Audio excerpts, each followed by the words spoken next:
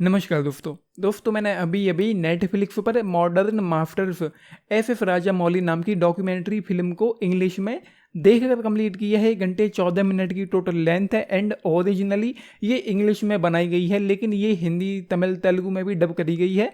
लेकिन फिर भी मैं इंग्लिश के साथ ही किया था क्योंकि ओरिजिनल जो भाषा है वो इंग्लिश है, तो मैंने इसको इंग्लिश में ही देखा एंड मैं इस मूवी के लिए एक्साइटेड था। बेसिकली ये मूवी हमको ये दिखाती है कि जो डायरेक्टर हैं, निर्माता हैं एफ राजामौली, उनकी शानदार सफलता पर रोशनी डालती है एंड उसमें उनके परिवार के दोस्तों के इंटरव्यू भी शामिल हैं, जिनमें से हमको प्रभास हों या फिर रामचरण हों या और दूसरे उनके फैमिली मेम्बर्स हों, उनके इंटरव्यूज़ देखने को मिलते हैं। एंड बेसिकली मैं इस मूवी को देखने के लिए एक्साइटेड था, जिसकी सबसे बड़ी वजह ये है कि मैं बिहाइंड द सीन अनसुने किस्से जानना चाहता था, बाहुबली को लेकर हो या फिर RRR को लेकर हो, जो कि अनफॉर्चुनेटली उतनी ज़्यादा मुझे जानने को नहीं मिली। हालांकि कुछ बातें जानने को मिलती हैं एंड उन बातों को जानकर मुझे थोड़े बहुत गूफ बम्स भी आए थे एंड मैं उस लेवल तक जाना चाहता था जैसे कि हमको आज जानने को मिलता है।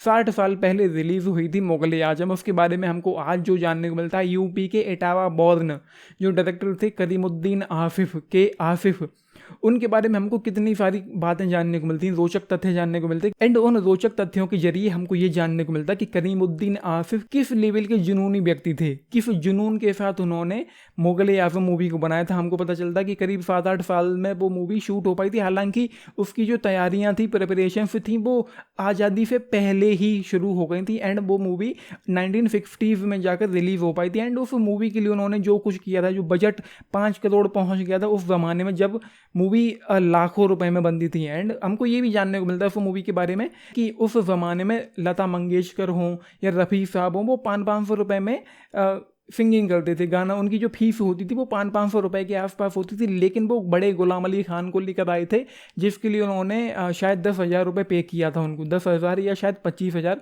मैं कन्फ्यूज हूँ।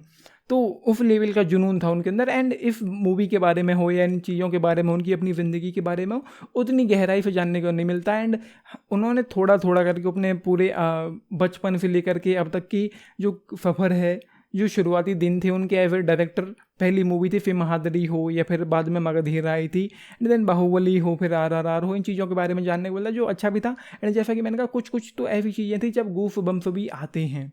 एंड स्क्रीन शॉट आप देख रहे होंगे स्क्रीन पर, ये जो शॉट था इसके पीछे की जो कहानी थी वो भी काफ़ी रोचक थी, हालांकि उन्होंने 2 लाइन में बता दी है। तो ये यहाँ एंड जैसा कि मैंने कहा मैं बहुत डिटेल में जाकर जानना चाहता था इन चीज़ों के बारे में कि लोग आगे चलकर याद रखें कि किस तरीके से ये मूवी बनाई गई थी, जो कि वो उतने डिटेल में नहीं गए हैं। एंड ये भी जानने को मिलता है कि बाहुबली पार्ट 1 के शुरुआती दिनों में नेगेटिव रिव्यूज़ आए थे। एंड ये भी जानने को मिलता है कि एफ राजामौली एक एक्टर के तौर पर ग्रेट एक्टर हैं। तो ओवरऑल ये डॉक्यूमेंट्री फिल्म जो है वो ठीक ठाक मुझे लगी है, मतलब उतने डिटेल में वो नहीं गए हैं। इतने बड़े लेजेंड डायरेक्टर हों ग्लोबल लेवल पर, वर्ल्ड लेवल पर, उनके बारे में वो उतना डिटेल में नहीं गए हैं, बस 1 घंटे में निपटा दिए। जैसे कि उनको बस एक ड्यूटी पूरी करनी थी, खाना पूर्ति करना था कि एक डॉक्यूमेंट्री उनके नाम पर बनानी है एंड उन्होंने बना के रिलीज कर दी। जिस लेवल के वो इंसान हैं, जिस लेवल के वो डायरेक्टर हैं आज की डेट में, उतना डिटेल में ये लोग डायरेक्टर साहब नहीं गए हैं इस डॉक्यूमेंट्री के।